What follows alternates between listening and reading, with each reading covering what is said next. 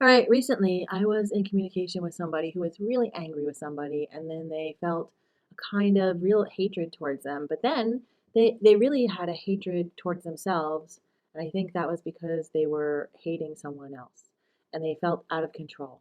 And we can feel out of control when we get angry at people. And um, anyway, I think hatred is not a sustainable motivator. You know, feeling wounded or um, unseen or upset.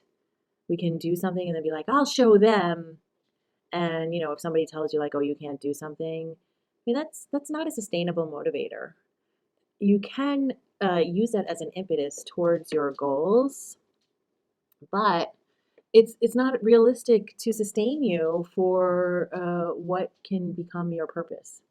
So I think we can take that hurt and trigger and anger.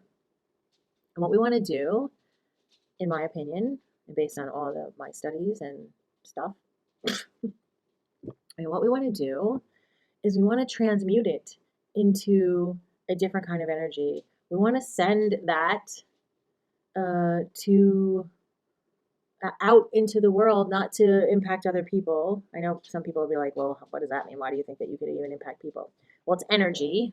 Um, all energy cannot be created or destroyed, apparently, according to science. So, whatever. I mean, maybe that's old thinking. Maybe science has changed that. But it only can transmute or transform, as far as I understand from a scientific point of view.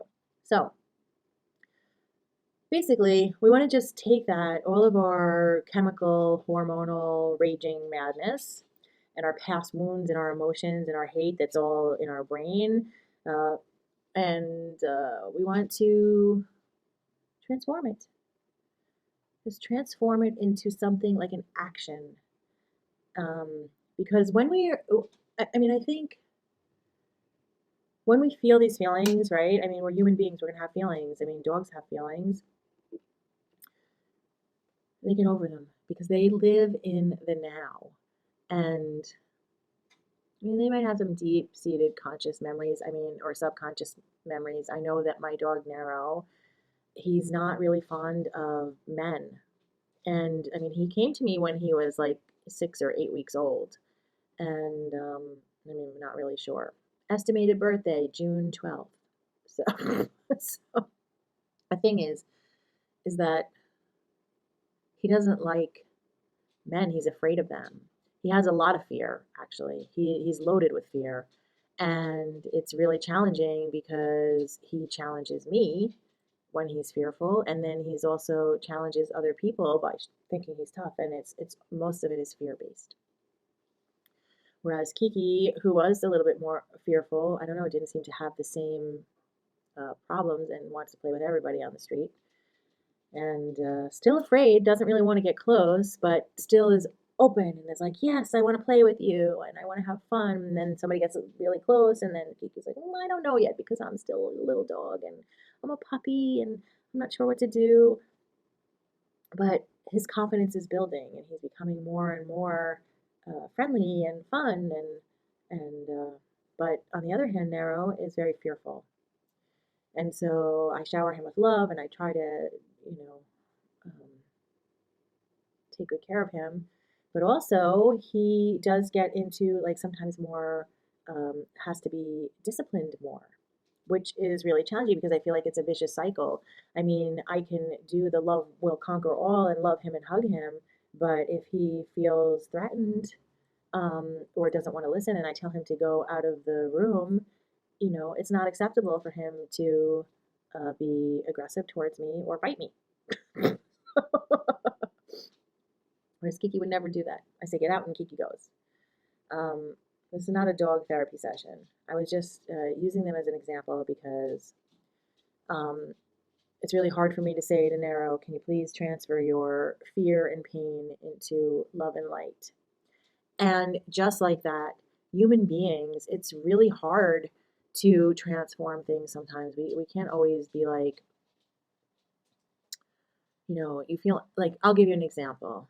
Okay, so I work with somebody,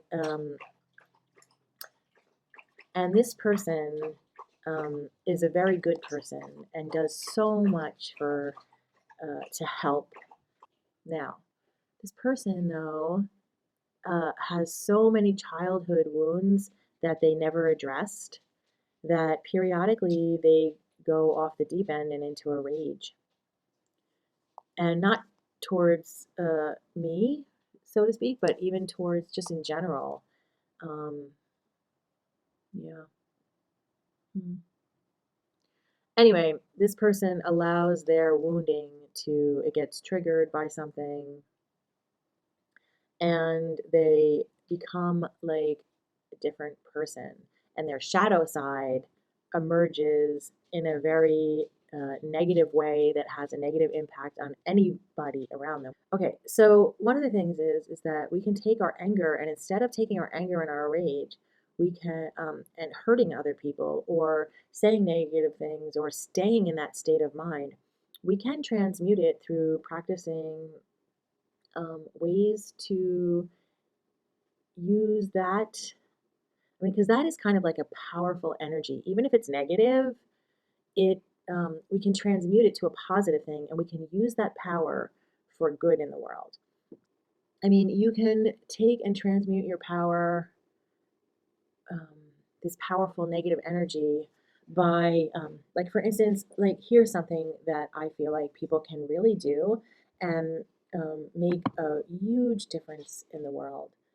You can go to a hospital and volunteer, fill out whatever their application is, whatever, do all that stuff. And you can go and sit with the elderly, the terminally ill. You can take care of babies or small children. You can do these things with your time. And you don't have to do it every single week, but you can do it like once a month. And you will gain so much from giving. And I'm not saying that you're going to go there to with the intention of getting, but like, for instance, someone recently was really struggling um, with their relationship. They were angry at a relative, and they were really struggling with the relationship that they have, and they were so angry at this person, and um, and so after the event, which is usually just a symbol. I mean, many times, like in relationships, when we feel slighted by somebody or they feel slighted by us, it can either be a mistake or it can be like a pattern. Um, but anyway, you can either be mad and feel your feelings, and then you can like move on from it, and or you can sit in your obsession and you can wallow in it and tell every single person around you about it and just fester in the wound. Or you could go to an old person's home, and or you could seek out your grandmother or grandfather or great aunts and uncles and that kind of thing, and you can ask them questions about their life. And you go there not with the intent to tell them about your problems, not with the intent to tell them about your stories, but to hear their stories, to hear their wisdom. Because you know what? Older people are the keepers of wisdom. Not all of them, but in general, there'll be something that an older person can teach a younger person. And people love to talk about themselves.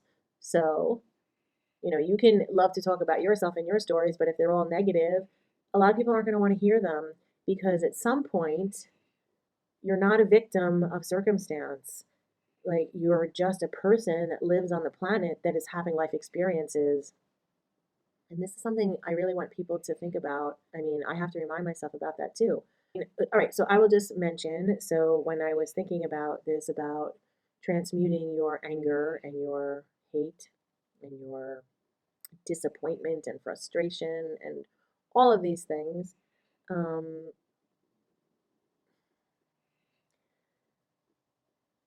doing this not only helps you, but it helps other people or other beings. So leave me a comment, leave me a question, and like and subscribe to the channel. And until next time, namaste.